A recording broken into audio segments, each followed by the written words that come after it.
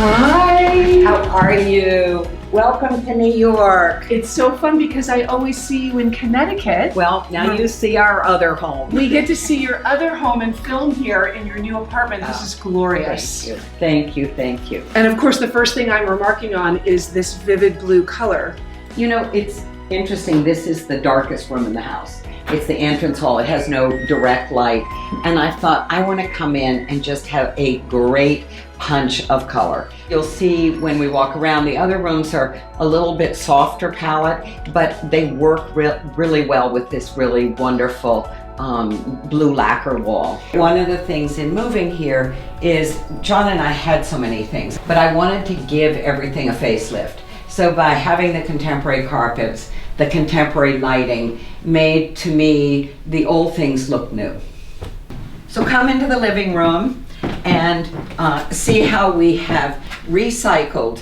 The thing that we had to do here, and you have to do in every project, is get the architecture right. I mean, what's good about the room, what's wrong about the room. And I really don't love beam ceilings, but by adding the cornice and the moldings around the beams, it gave them more of a presence. We built in the bookcases because we have lots of books and objects. And then I did the mirrored wall, which I had done in our other apartment. As you know, we've lived in this building I've lived here for over 30 years. So John and I bought this apartment upstairs, so it's a little bit bigger and we would have more light. But a room that's long like this, by breaking it up with the mirrored wall, Makes perfect sense. You don't feel so much that there's just one window at the end.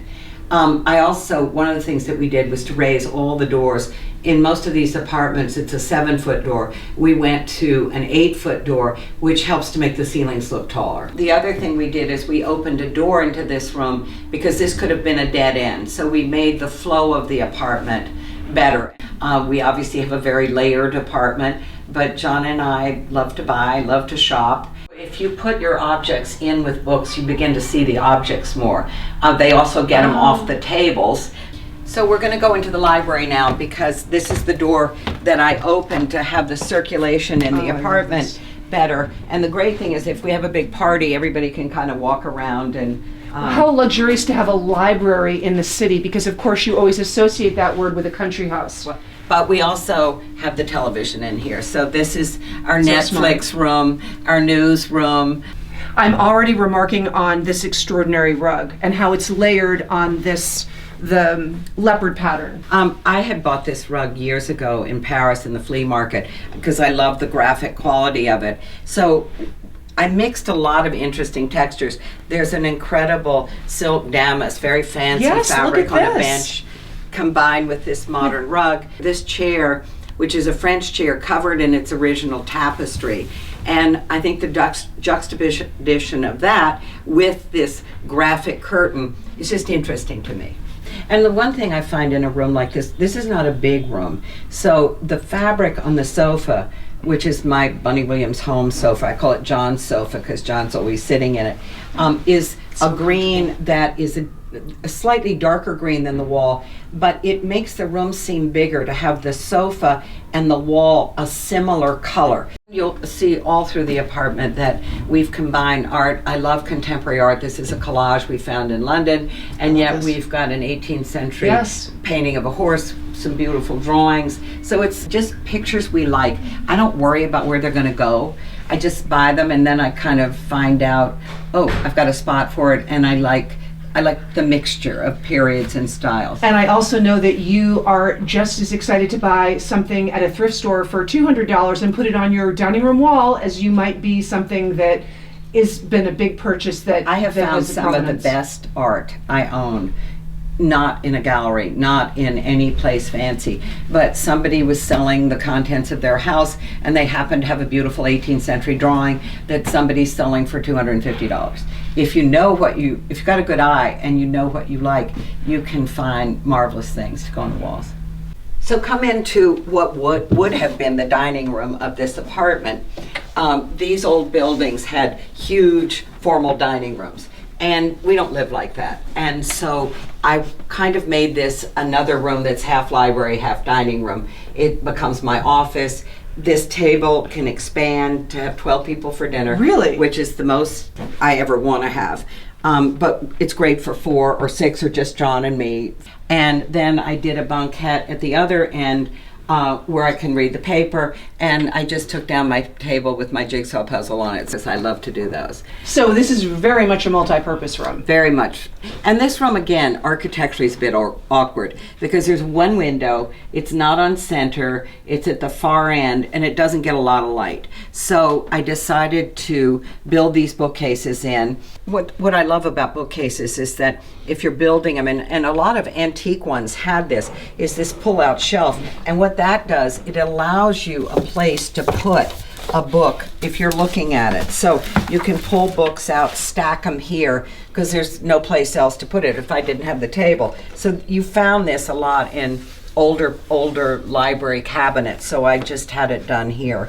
So I can put books and things that I want to look at. I've made this my office, so I have my printer, my computer, a drawer for papers and whatever. So Oh, I wow. can. You don't This can be my desk. Yes. It can be dinner, and Gosh. then because it had big long walls, and particularly this wall, which is just a big blank wall, I added the pilasters to this room that tie into the beam ceiling. So architecturally, I made the beams more interesting, did the pilasters, and what's important to me is that it broke up this long wall Yes. that made hanging art easier.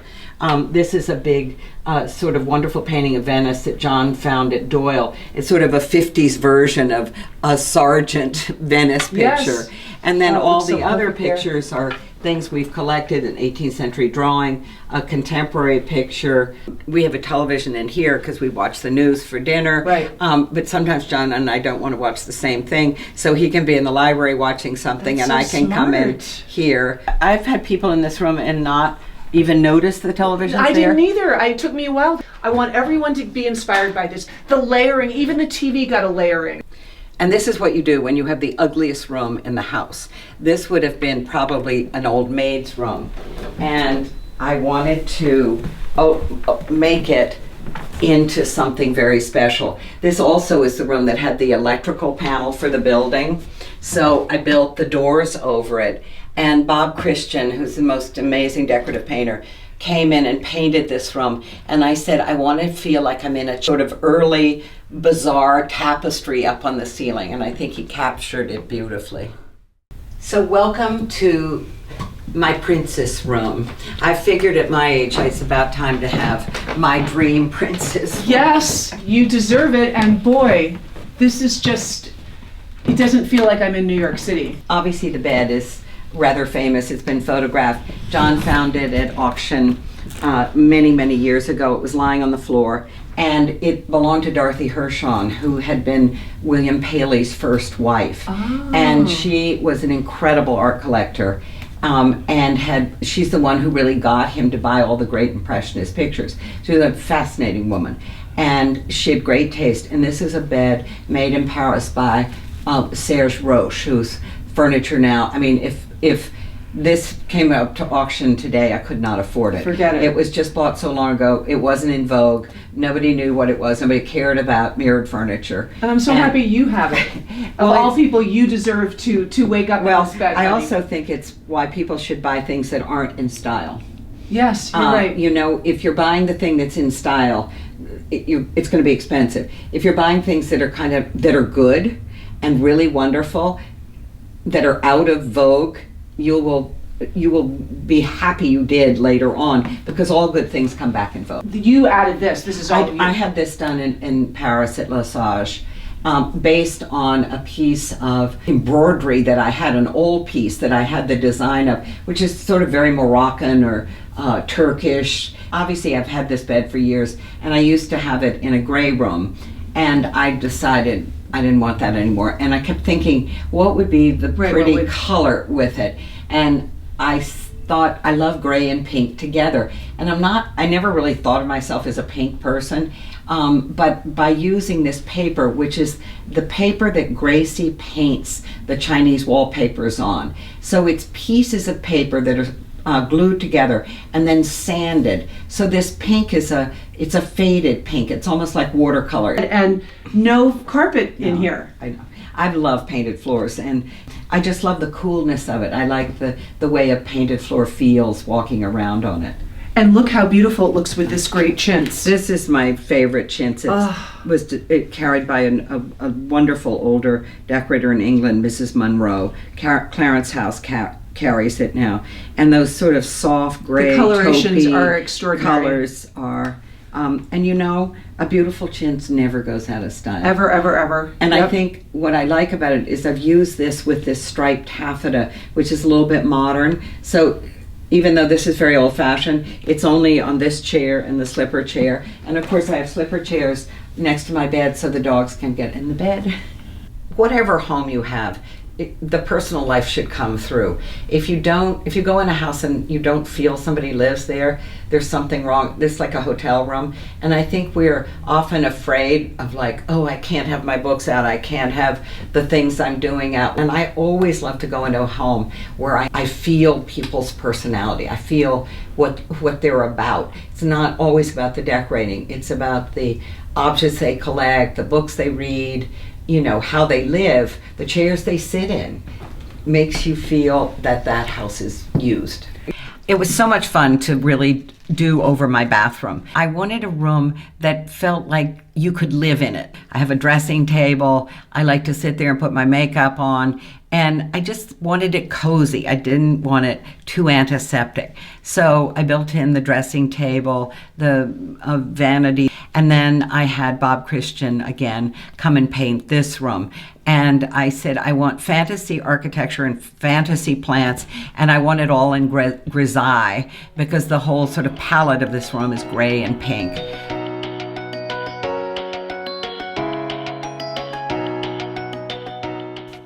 Don't miss another video visit. Click on the orange Q to subscribe and have Quintessence virtually delivered from our doorstep to yours.